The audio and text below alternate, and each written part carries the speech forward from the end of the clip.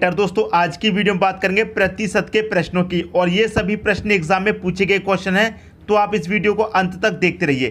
तो चलिए स्टार्ट करते हैं दोस्तों। पहला प्रश्न है आपका, एक परीक्षा में 35% छात्र पास हुए और 455 छात्र फेल हुए तो परीक्षा में कुल कितने छात्र बैठे थे।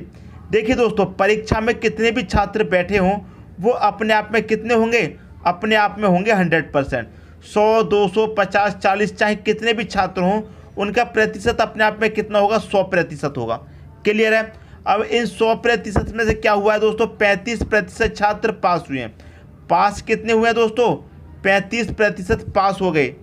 अब 35% पास हो गए तो इसका मतलब फेल कितने हुए होंगे, 100 में से जब 35% पास तो फेल कितने होंगे, आप कहेंगे सर 65% फेल होंगे। अब यहाँ पर प्रतिशत में फेल की संख्या कितनी है, 65, और यहाँ पर कितनी है, 455 है। फेल होने वालों की संख्या कितनी है, 455, प्रतिशत में 65, तो 65 बराबर 455 के हो जाएगा। क्लियर बात, 65 बराबर 455। आपसे क्या कह रहा है, परीक्षा में कुल कितने छात्र बैठे थे, टोटल छात्रों की संख्या पूछ रहा है, इसका मतलब 100% की संख्या पूछ रहा है। क्लियर है। तो क्या करेंगे, इस 455 में 65 से भाग दे देंगे। क्लियर है, 65 से भाग देंगे और 100% का मान निकालना है, 100 से मल्टीप्लाई कर देंगे, आंसर आ जाएगा। ठीक है दोस्तों, अब इसे कटा लेते हैं। देखिए इसे कटाएंगे, इसे कटाएंगे दोस्तों, ये कटेगा 13 पंजे 65, 13 से ये भी कटेगा, 13 से ये भी कटेगा, 13 से ये कट गया 5 बार में। इसे कटाएंगे कितनी बार में कटेगा, 13 त्रिक का 39, 45 में से 39 तक कट गया, कितना बचेगा 6, 6 में 5 जुड़ेगा 65, 13 पंजे 65, ये 35 बार में कट गया। ठीक है। अब 5 से 35 कट जाएगा कितनी बार में, 7 बार में। 7 का मल्टीप्लाई 100 से करेंगे कितना हो जाएगा, आप कहेंगे सर 700 हो जाएगा। तो यही तो हो जाएगा आपके प्रश्न का सही आंसर, 700। तो परीक्षा में कुल कितने छात्र बैठे थे, 700, 700 छात्र बैठे थे। बी ऑप्शन हो जाएगा आपके प्रश्न का सही आंसर। उम्मीद करता हूँ सभी की समझ में अच्छे तरीके से आ गया होगा। अब देखेंगे अगला क्वेश्चन। अगला क्वेश्चन है, एक आदमी अपने वेतन का 65% खर्च करता है और प्रति माह 525 रुपये की बचत करता है, तो उसकी मासिक आय क्या है। देखिए दोस्तों, उसकी जो भी मासिक आय होगी अपने आप में कितनी रहेगी, 100%। वो चाहे कितने भी रुपए कमाता हो, 1000 चाहे 10,000 चाहे 15,000, वो अपने आप में कितने होंगे, 100%। अब 100% में से क्या करता है, वो 65% खर्च कर देता है। वो कमा कितना रहा है, 100% में से क्या करता है, 65% खर्च कर देता है। क्लियर दोस्तों, 65% खर्च कर दिए। जब 65% खर्च कर दिए तो बचे कितने, बचत उसकी कितनी हो जाएगी, 35% की हो जाएगी। यहाँ तक क्लियर है। अब देखिए परसेंट में बचत कितनी है, 35% की, और यहाँ रुपए में बचत कितनी है, 525 रुपये की बचत है। ये भी बचत है, ये भी बचत है, तो आपस में बराबर नहीं हो जाएगा। तो 35% कितने के बराबर, 525 के बराबर। आपसे पूछा उसकी मासिक आय क्या है, मासिक आय 100% है, इसका मतलब 100% का मान पूछ रहा है।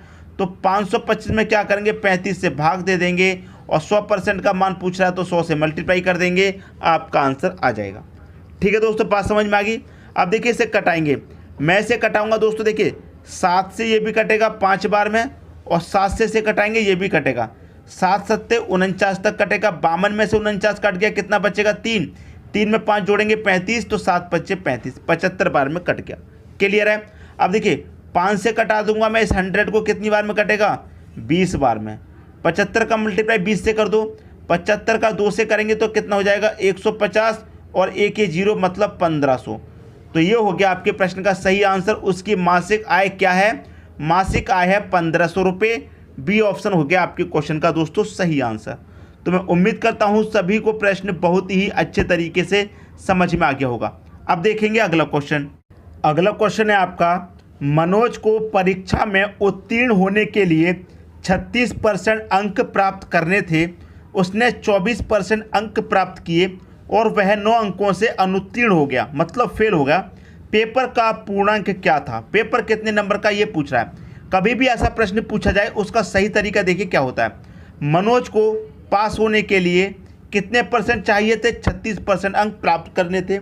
तो कितने अंक चाहिए थे पास होने के लिए, पास होने के लिए चाहिए थे 36%। ठीक है, लेकिन उसने प्राप्त कितने किए हैं, 24%।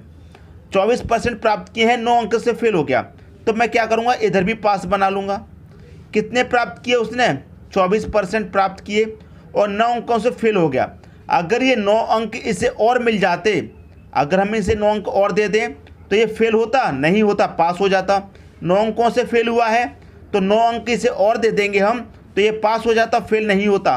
तो ये भी पास बना लिए, ये भी पास बना लिए, दोनों बराबर हैं। अब देखिए 36% अंक चाहिए थे, प्राप्त किए हैं 24%। कितने परसेंट अंक कम प्राप्त किए हैं, आप कहेंगे 36 चाहिए थे 24 प्राप्त किए हैं, 12% अंक कम प्राप्त किए हैं। ठीक है, और अंकों में कितने कम प्राप्त किए हैं, 9। प्रतिशत में 12% कम प्राप्त किए हैं और अंकों में कितने अंक प्राप्त कम कर रहा है, वो 9 अंक से फेल हुआ है, मतलब 9 अंक उसने कम प्राप्त किए हैं। तो ये भी कम, ये भी कम, आपस में क्या हो जाएगा, बराबर। तो 12% का मान कितना हो जाएगा, 9 के हो जाएगा। इतनी बात आपकी समझ में आ गई। तो 12% दोस्तों बराबर कितने के है, 9 के है। ठीक है, अब आपसे क्या पूछा है कि अनुत्तीर्ण हुआ पेपर का पूर्णांक क्या था, पेपर कितने नंबर का था, 12% बराबर 9, पेपर कितने का होगा, 100% का होगा। जब 12% बराबर 9 तो 100% कितने के बराबर, तो 12 से यहाँ डिवाइड कर देंगे, 100% का मान निकालना, 100 से मल्टीप्लाई कर देंगे, आंसर आ जाएगा। क्लियर हुई दोस्तों बात। 3 त्रिक का ये 9 कट जाएगा, 3 चौके 12, 4 से ये कट जाएगा 125 बार में, और 3 का मल्टीप्लाई 25 से करेंगे, आंसर आ जाएगा 75।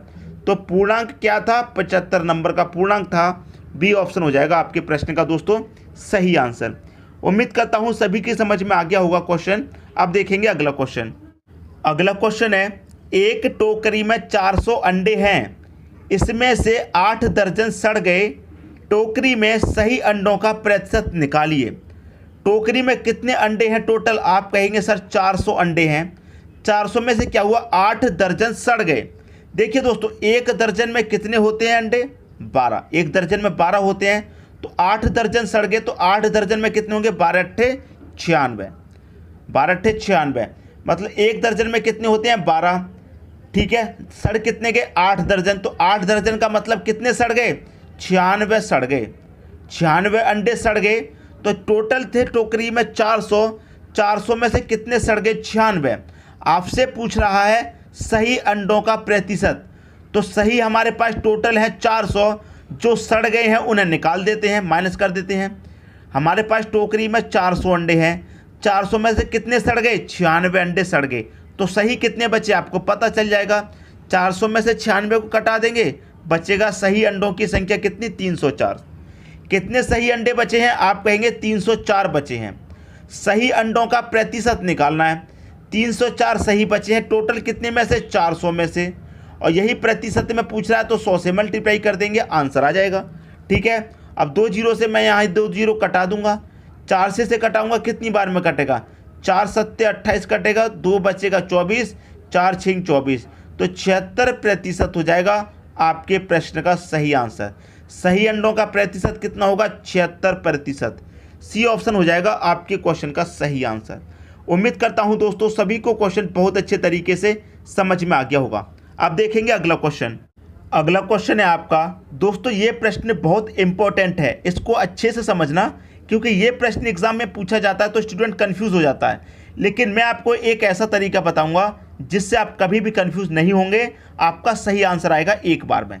देखिए प्रश्न क्या कह रहा है, 40% लोग चाय पीते हैं, 50% लोग कॉफ़ी पीते हैं, 10% चाय और कॉफ़ी दोनों पीते हैं। 10% लोग ऐसे हैं जो चाय भी पी लेते हैं और कॉफ़ी भी पी लेते हैं, तो कितने प्रतिशत लोग ना तो चाय पीते हैं और ना ही कॉफ़ी। देखिए दोस्तों, कहीं पर भी चले जाइए, ऑफिस हो, कहीं पर भी चला जाइए आप, कोई कंपनी हो, कोई ऑफिस हो, वहाँ पर जितने भी वर्कर होंगे उनकी संख्या अपने आप में कितनी होगी, 100% होगी। ये बात आपको पता है, 100% होगी, ये बात आपको क्लियर पता है। अब इसको हम समझेंगे एक डायग्राम से।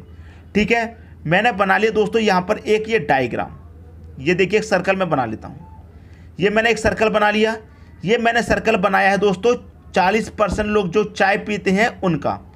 40% लोग क्या करते हैं दोस्तों, ये चाय पीते हैं। ठीक है, दूसरा सर्कल बनाऊंगा 50% लोग कॉफ़ी पीते हैं। ठीक है, तो मैं बनाऊंगा इसी से जुड़ा हुआ, इसी से जुड़ा हुआ बनाऊंगा। इससे जुड़ा हुआ क्यों बना रहा हूं अभी समझ में आ जाएगा।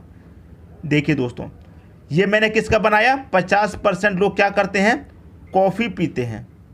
ठीक है, अब क्या कह रहा है कि 10% चाय और कॉफ़ी दोनों पीते हैं। यहाँ पर मैंने इसको इसीलिए मिक्स किया है कि इसमें जो 10% लोग हैं, ये 10% ये चाय भी पी लेते हैं इधर, और इधर कॉफ़ी भी पी लेते हैं, दोनों ही चीज़ें पी लेते हैं। क्लियर है इतनी बात? अब मैं इसका एक सही प्रतिशत निकालूं। देखिए, टोटल चाय पीने वाले कितने हैं? 40%। लेकिन 40% में से 10% ऐसे हैं जो कॉफ़ी भी पी लेते हैं। ऐसे हैं 10% जो कॉफ़ी भी पी लेते हैं।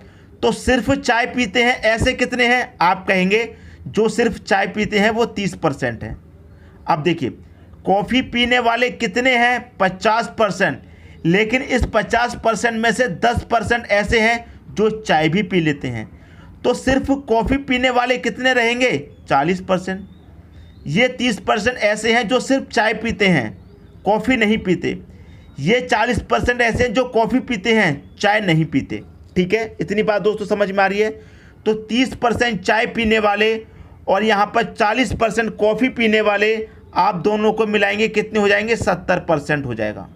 ठीक है, 70% हो गया। और 10% ऐसे हैं जो दोनों चीज़ें पी लेते हैं, तो 10% इसमें और जोड़ दीजिए, कितना हो जाएगा? आप कहेंगे 80% हो गया।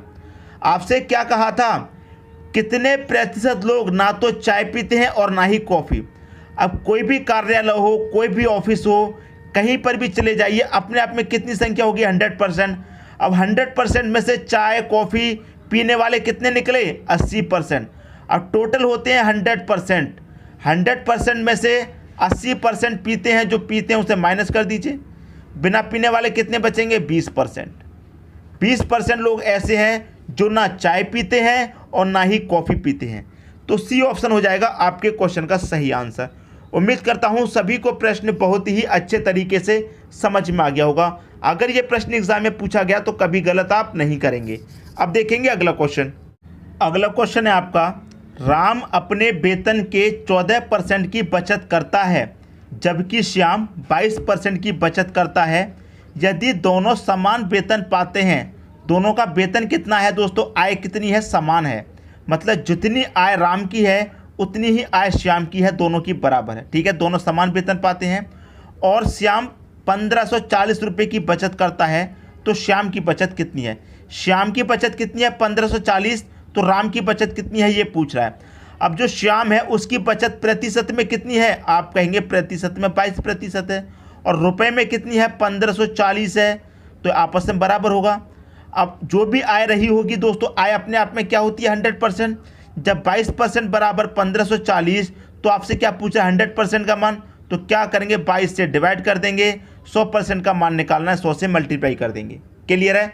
इसकी आय पता चल जाएगी, 100% का मान कि आय कितनी है शाम की वो पता चल जाएगी आपको। तो निकाल लेते हैं। 11 से ये भी कटेगा 2 बार में, 11 से ये भी कटेगा, 11 कम 11 4 बचेगा 44, 11 चौके 44, 1 ये 0, 2 से कटाएंगे 140 70 बार में कटेगा, 7 1 कम 7, 1 0 2 0 3 0, मल्टीप्लाई में 0 ऐड हो जाते हैं।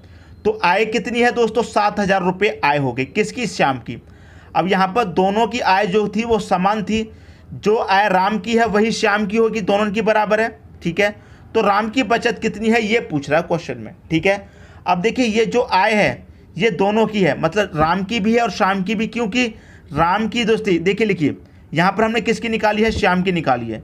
श्याम की आय कितनी निकाली है? 7000 निकाली है।